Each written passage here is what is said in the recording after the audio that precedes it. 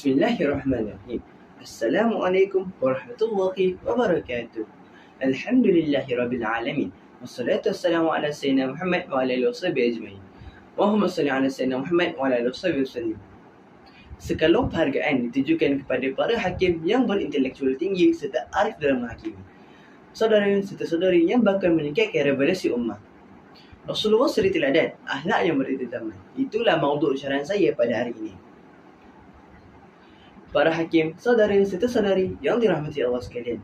Sebelum kata melanjutkan bicara, izinkan saya untuk menerangkan frasa dalam maudhu syarahan saya.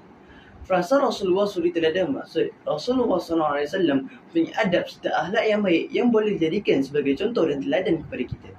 Manakala akhlak yang berbeza zaman pula maksud akhlak serta adab Rasulullah SAW boleh diguna pakai sehingga ke penghujung ayat. Mari sama-sama kita renungkan firman Allah SWT dalam surah Al-Ahzab ayat ke-21.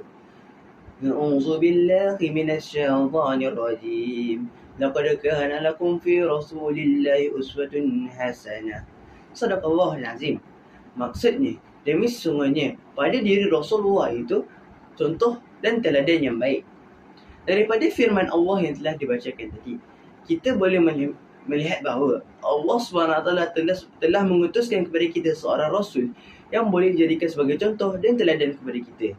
Antara contoh Rasulullah SAW yang boleh dijadikan teladan kepada kita ialah Rasulullah SAW merupakan seorang yang tabah menghadapi ujian.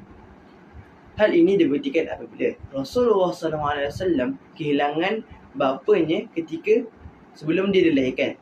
Manakala kehilangan ibunya pula ketika baginda berusia 6 tahun. Ini menjadikan baginda seorang anak yatim piatu ketika berusia 6 tahun.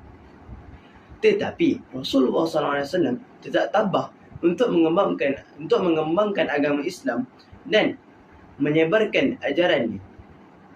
Jelaslah di sini bahawa kita sebagai umat Islam mestilah tabah dan sabar ketika menghadapi ujian yang diberikan oleh Allah SWT.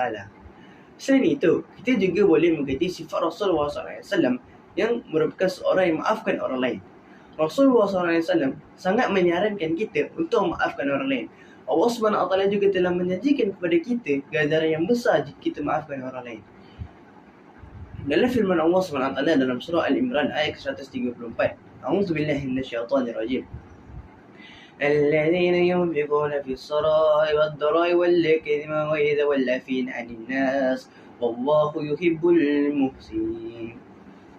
Maksudnya iaitu mereka yang menginfakkan harta mereka di waktu yang lapang maupun sempit, dan juga mereka yang menahan amarahnya dan mereka yang maafkan kesalahan orang lain.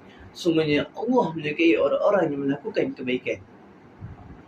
Daripada firman Allah yang telah dibacakan tadi, kita boleh melihat bahawa Allah Subhanahu Wa Taala menjustifikasikan bahawa memaafkan orang lain itu merupakan satu amalan kebaikan yang disayangi olehnya.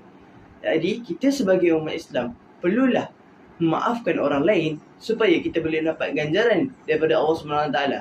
Antara ganjaran yang dijanjikan ialah Allah Subhanahu Wa Taala akan mengampunkan salah satu daripada dosa kita dan akan diangkatkan darjat kita. Akhir sekali, sifat Rasulullah SAW yang boleh dijadikan sebagai teladan kepada kita ialah sifat Rasulullah SAW yang merupakan seorang Al-Amin dalam tutur caranya. Hal ini dibuktikan apabila Rasulullah SAW tidak menipu apabila dia berkata kepada orang lain. Daripada Abdullah bin Mas'ud, Rasulullah SAW bersabda, maka jujurlah dalam tutur cara, kerana jujur itu merupakan satu kebaikan, dan kebaikan itu akan membawa kamu ke dalam syurga. Hadis riwayat Bukhari dan Muslim. Daripada hadis yang dibacakan tadi, kita boleh melihat bahawa Rasulullah SAW sangat menyarankan kita untuk berkata jujur dalam tutur cara kita. Hal ini kerana berkata jujur itu merupakan salah satu daripada 4 sifat Rasulullah SAW dan ia boleh membawa kita ke dalam syurga. Akhirul kalam, kita sebagai umat Islam yang aku beriman perlulah mengikuti sifat Rasulullah SAW yang merupakan seorang yang baik dan mempunyai teladan yang bagus. Akhir sekali, sebelum saya menutup syarahan saya ingin berterima kasih kepada para hakim, saudara serta saudari yang sudi mendengar maudhu syarahan saya pada hari ini. Sekian wabillahi taufiq wal hidayah. Assalamualaikum warahmatullahi wabarakatuh.